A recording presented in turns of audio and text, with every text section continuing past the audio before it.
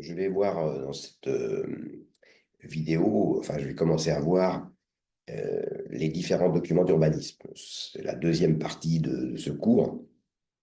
Et je vous rappelle que je suis le plan du code de l'urbanisme.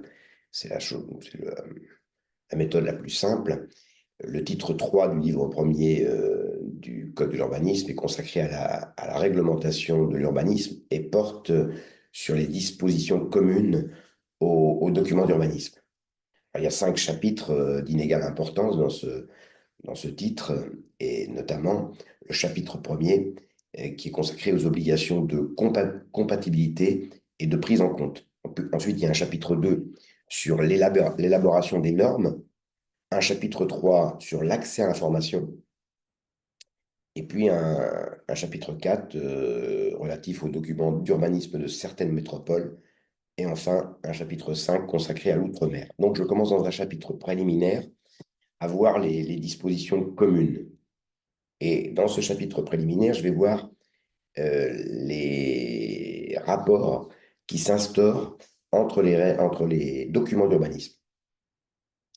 Euh, Normalement, le rapport entre deux normes juridiques est un rapport de conformité. C'est ce qu'on voit classiquement, par exemple, en droit administratif.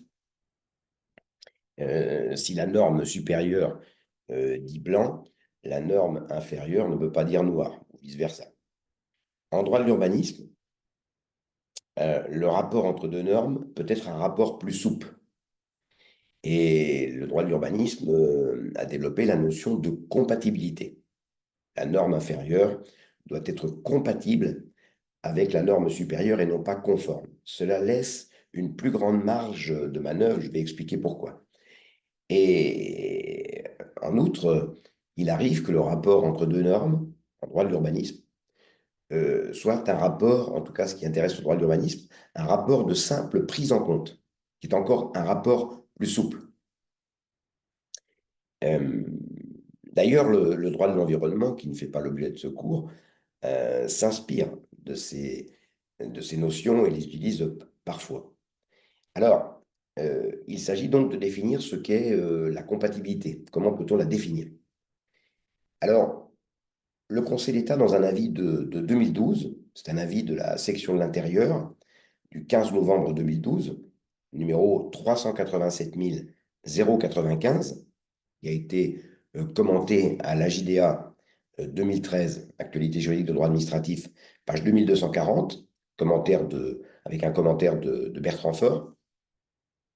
Le Conseil d'État, dans cet avis, donc, définit ce que permet la compatibilité pour la norme inférieure. Voilà ce que dit le Conseil d'État.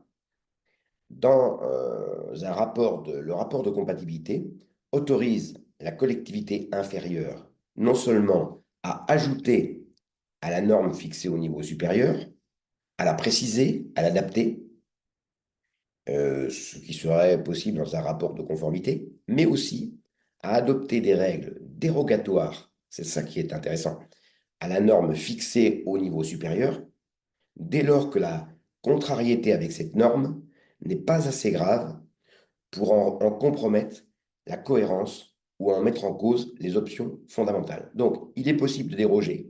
La norme inférieure, si on est dans un rapport de compatibilité, peut déroger dès lors que les orientations fondamentales de la norme supérieure ne sont pas compromises. Et ben, par exemple, un arrêt du Conseil d'État du 10 juin 1998, Société anonyme Leroy Merlin, numéro 176 920, euh, dans cet arrêt, le Conseil d'État admet qu'une commune a pu classer dans son plan d'occupation des sols un terrain constructible, alors qu'à cet endroit, le schéma directeur, qui était l'ancêtre, si j'ose dire, du SCOT, prévoyait une coupure verte. Dès lors que la coupure verte sera toujours possible, même si elle sera en partie atteinte par ce classement en zone constructible, eh bien, ce classement n'est pas incompatible. Si le rapport avait été un rapport de conformité, bah, si un terrain est classé en zone naturelle, il ne peut pas être constructible. Ici, il a pu l'être, parce que l'orientation fondamentale du schéma directeur, qui était de réaliser une coupure verte, n'est pas remise en cause. Euh, alors, par exemple, cette notion de compatibilité est utilisée fréquemment. Par exemple, le SCOT, schéma de cohérence territoriale, doit être compatible avec la charte d'un parc national, article 135-1 du Code de l'urbanisme. Ou encore, le plan local d'urbanisme doit être compatible avec le SCOT, article L142-1. Alors, je vous donne un exemple. On a de la jurisprudence sur ce rapport de compatibilité entre le SCOT et le PLU, le PLU et le SCOT. Un arrêt du Conseil d'État du 18 décembre 2017, numéro 395 216. Dans cette affaire, le conseil municipal a adopté son PLU en 2012, une commune, je ne sais plus quelle est la commune, et une association en demande l'annulation. Elle soutient que le PLU est contraire au SCOT. Euh, alors, de quoi s'agit-il? Il s'agit des obligations en matière de logement. Et donc, le Conseil d'État commence par rappeler le rapport de compatibilité qui s'instaure entre le PLU et le SCOT.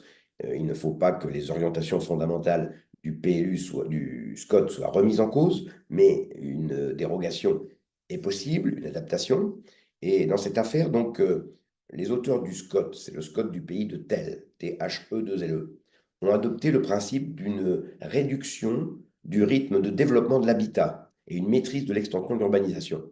Et donc, le document d'orientation générale du SCOT prévoit un plafond communal de 1% de croissance démographique. Euh, et avec des dérogations pour certaines communes. Mais la commune en cause, Ménil-en-Telle, n'est pas concernée. Donc, de toute façon, le plafond, c'est 1,15 pour les communes qui peuvent, par an, progression démographique d'1% par an. C'est l'orientation du SCOT et 1,15% pour certaines communes. Et donc, l'association soutient que les auteurs du PLU de Ménil-en-Telle n'ont pas respecté ce plafond en prévoyant donc un rythme de réalisation de 15 nouveaux logements par an, ce qui pourrait conduire, compte tenu de nombre moyen d'habitants dans une maison, à une progression de 2,4 personnes si on prend moyenne de 2,4 personnes par logement, à un rythme d'accroissement supérieur à 1%. Donc, l'association dit le PLU n'est pas compatible avec le SCOT. Eh bien, le Conseil d'État rejette l'argument parce qu'en fixant cet objectif de création de 15 logements, les auteurs du PLU ont voulu, tout en respectant l'objectif de maîtrise de l'urbanisation, vous voyez, ils n'ont pas prévu qu'on pourra construire pour accueillir, pour permettre un accroissement de la population de 5%, de 6%. On reste dans les eaux des 1%, même si c'est dépassé. Mais ce dépassement est justifié donc par la volonté, dans un contexte de vieillissement de la population, d'essayer de renouveler l'habitat pour attirer une nouvelle population. Eh bien, même si le plafond de 1%, qui est l'orientation du SCOT, n'est pas respecté, la commune a adopté un PLU compatible avec le SCOT dès lors qu'elle en respecte cette orientation fondamentale, en ne prévoyant pas donc une multiplication, une augmentation de 3 de 4% de la population, mais un léger dépassement pour permettre l'accueil d'une population nouvelle. Alors, il y a fréquemment, euh, ça commence à donner lieu à des jurisprudences assez régulières. Vous voyez, par exemple, le cours administratif d'appel de Lyon, 25 août 2020, numéro 19 LY 03 168. Ce n'est pas parce que le SCOT prévoit l'utilisation optimale des espaces non construits que le PLU doit rendre constructibles les personnes, ces parcelles, des parcelles qui sont comprises dans cet espace. Vous voyez, dans cette affaire, le conseil municipal de Neuvecelle, en Haute-Savoie, approuve son PLU. Un propriétaire conteste le classement de son terrain en zone naturelle, donc non constructible, alors que le document d'orientation et d'objectif du SCOT fixe comme objectif l'utilisation optimale des espaces non construits au sein de l'enveloppe urbaine. C'est un peu dans la logique actuelle de dire on comble les dents creuses, c'est-à-dire les espaces non construits, avant de s'étaler. Donc le propriétaire dit voilà, ma parcelle a été classée non constructible dans le PLU, alors que le SCOT indique qu'il faut combler en priorité les enveloppes urbaines. Eh bien, la Cour administrative de Lyon rejette le recours parce que c'est une orientation, mais rien n'empêche la commune couverte par le SCOT de décider qu'une parcelle comprise dans l'enveloppe urbaine ne sera pas constructible. Autre exemple qui est dans le même sens, euh, Cour administrative d'appel de Bordeaux, 2 mars 2023, numéro 22 BX 00364, le PLU peut classer zone agricole une parcelle comprise dans l'enveloppe urbaine du SCOT. Le SCOT avait dit de la même façon, il faut essayer de privilégier les constructions dans l'enveloppe urbaine, dans l'urbain existant, mais ça ne veut pas dire pour cela que toutes les parcelles comprises dans cette enveloppe urbaine devront être classées dans le PLU zone constructible. D'autant plus que je vous le rappelle, que la compatibilité du SCOT, du PLU avec le SCOT s'apprécie au terme d'une analyse globale. Il faut prendre en compte la totalité du territoire. Voilà ce qui est donc de la notion de compatibilité, qui est une notion qu'on commence à bien connaître parce qu'elle donne lieu à une jurisprudence assez régulière. Il arrive que, je vous l'ai dit, les textes prévoient un simple rapport de prise en compte. On l'a vu déjà d'ailleurs, hein, ça a été un des éléments du débat à propos de l'objectif zéro artificialisation nette. Les sénateurs estimaient qu'ils avaient obtenu la garantie lors du vote de la loi climat et résilience qui fixe l'objectif de réduction de l'artificialisation d'ici 2050, l'absence d'artificialisation d'ici 2050, en indiquant que c'est le schéma régional, le SRADET, qui fixe l'objectif qui doit être décliné dans les collectivités infrarégionales. Et les sénateurs avaient indiqué qu'ils avaient obtenu l'assurance que le rapport entre les documents infrarégionaux et le SRADET serait un rapport de simple prise en compte. Et puis finalement, les décrets d'application parlent de compatibilité. Le PLU, le SCOT, par exemple, doit être compatible avec le SRADET en termes d'objectifs de réduction de l'artificialisation. Et vous comprenez, les sénateurs préféraient le terme de prise en compte, qui laisse une plus grande marge de manœuvre que la compatibilité, qui laisse elle-même une plus grande marge de manœuvre que la conformité. Alors, on a moins de jurisprudence sur la prise en compte, mais on peut citer un arrêt de la Cour administrative d'appel de Nantes du 3 novembre 2022, numéro 21 NT 00769.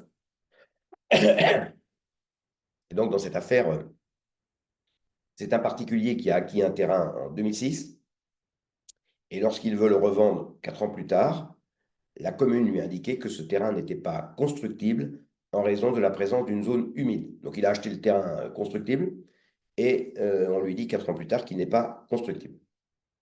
Quand le propriétaire a acheté le terrain, il était classé en zone constructible dans le POS. Et d'ailleurs, il avait obtenu un certificat d'urbanisme positif en 2005, donc avant de l'acheter, lui indiquant que le terrain était constructible. Donc le propriétaire introduit une action en responsabilité contre la commune, lui reprochant, donc indiquant qu'il a subi un préjudice du fait de ce classement erroné. Préjudice qui résulte du fait qu'il a acheté un terrain au prix du terrain à bâtir et que le terrain a maintenant le prix d'un terrain non constructible.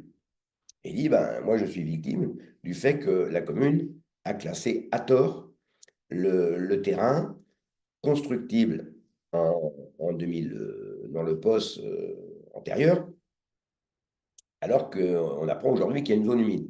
Et le propriétaire soutient que la commune n'aurait pas dû classer le terrain dans le poste constructible parce que ce poste a été adopté en 2000 et le schéma directeur d'aménagement et de gestion des eaux, le SDAGE, schéma directeur d'aménagement et de gestion des eaux du bassin Basse-Loire-Bretagne, avait identifié une zone humide à cet endroit. Donc, si le POS, la commune, avait pleinement tiré les conséquences du SDAGE dans son POS, elle aurait classé le terrain non constructible en raison de la présence d'une zone humide. Et donc, elle a commis une faute, selon le propriétaire, en classant son terrain constructible alors qu'il y avait une zone humide. La Cour administrative d'appel de Nantes rejette le recours parce que le Code de l'environnement indique que le SDAGE, c'est un document en matière de police de l'eau. Le Code de l'environnement, c'est l'article L212-1, indique que les décisions prises en matière de gestion de l'eau doivent être compatibles avec le SDAGE. Donc, dans le Code de l'environnement, le préfet, d'autres autorités, mais c'est souvent le préfet, prennent des décisions en matière de police de l'eau. Ces décisions doivent être compatibles avec le SDAGE. Mais l'article L212-1 indique que les autres documents, les décisions qui interviennent en dehors de la politique spécifique de l'eau, doivent simplement prendre en compte le SDAGE. Donc le rapport est plus souple. Et selon la Cour administrative d'appel, le POS, en 2000, a bien pris en compte le SDAGE, puisque le POS a identifié un certain nombre de zones humides qui figuraient dans le SDAGE, dans le POS, et les a rendues inconstructibles. Elle ne l'a pas fait pour la parcelle en cause, alors qu'il y avait une zone humide, mais elle l'a fait, la commune a rendu inconstructible un certain nombre de parcelles, parce que sur ces parcelles se trouvaient des zones humides au sens d'usage. Donc, le PLU n'est pas conforme au SDAGE, parce que s'il avait dû être conforme, eh ben, toutes les zones humides identifiées dans le SDAGE auraient dû être déclarées inconstructibles, mais ce n'est pas un rapport de conformité, même pas de compatibilité d'ailleurs, entre le PLU et le SDAGE que pose le Code de l'environnement, mais un rapport de prise en compte. On a commencé à prendre en compte les zones humides, puisqu'on en a identifié certaines, mais on n'avait pas l'obligation de les identifier toutes et de classer tous les terrains inconstructibles dans le PLU, au motif que sur ces terrains figurait une zone humide. Donc le recours, l'action en responsabilité est rejetée. Alors, à l'occasion d'un recours contre le PLU, il n'est pas possible de soulever l'exception d'illégalité du SCOT. C'était un problème un peu différent, mais toujours un rapport entre les deux normes, entre les deux documents. Et vous voyez, je tire cette solution, mais ce n'est pas un arrêt de principe, d'un arrêt de la Cour administrative d'appel de Bordeaux du 30 novembre 2018, 30 novembre 2018, numéro 16 BX 036 38. Et dans cette affaire, donc, le conseil municipal de Lavernoz-Lacasse approuve le PLU, une modification du PLU, et le préfet attaque cette délibération devant le juge administratif, soutenant qu'elle est contraire à une orientation du SCOT. Donc la commune se défend dans ce litige, la commune se défend en soutenant que le SCOT est illégal. Donc la commune soulève l'exception d'illégalité du SCOT pour contrecarrer l'argument du préfet qui soutient que le PLU adopté par la commune est contraire au SCOT. Eh bien, je vous rappelle que, là aussi, hein, c'est un problème de constructabilité, je vous rappelle qu'il est possible, à l'occasion d'un recours contre un acte administratif, de soulever l'exception d'illégalité d'un acte réglementaire sur lequel cet acte attaqué se fonde. Première condition, il faut que ce soit un acte réglementaire dont on soulève l'exception d'illégalité. Cette condition est remplie ici, le SCOT est un acte réglementaire. Mais il y a une seconde condition, il faut que l'acte attaqué soit un acte d'application de l'acte réglementaire dont on soulève l'exception d'illégalité. C'est le Conseil d'État qui décide qu'un acte est un acte d'application d'un autre acte, et donc le Conseil d'État juge que Et c'est souvent le cas en matière d'urbanisme, parce que vous voyez, si on admettait facilement qu'un acte est un acte d'application d'un autre, et ce qui permettrait de soulever l'exception d'égalité, eh bien, on fragiliserait les actes d'urbanisme. Donc, le Conseil d'État, en général, dit l'acte d'urbanisme en cause n'est pas un acte d'application d'un autre document d'urbanisme. Donc, ici, dans cet arrêt, mais qui n'est pas l'arrêt de principe, hein, le Conseil d'État juge que, la Cour administrative d'appel de Bordeaux, pardon, juge que le PLU n'est pas un acte d'application du SCOT, donc il n'est pas possible de soulever l'exception d'illégalité du SCOT à l'occasion d'un recours contre le PLU. Alors, le document d'urbanisme détermine les règles de construction.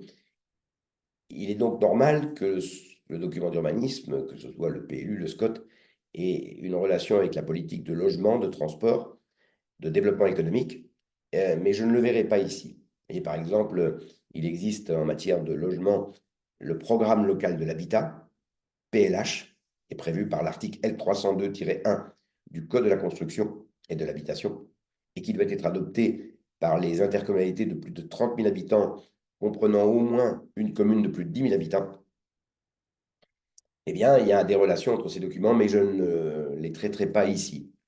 La prochaine fois, dans la prochaine vidéo, je verrai dans un chapitre premier, après ce chapitre préliminaire dans lequel j'ai expliqué les relations entre les documents d'urbanisme, je verrai dans le chapitre premier, je verrai le SCOT, et puis ensuite, je verrai le PLU et la carte commune.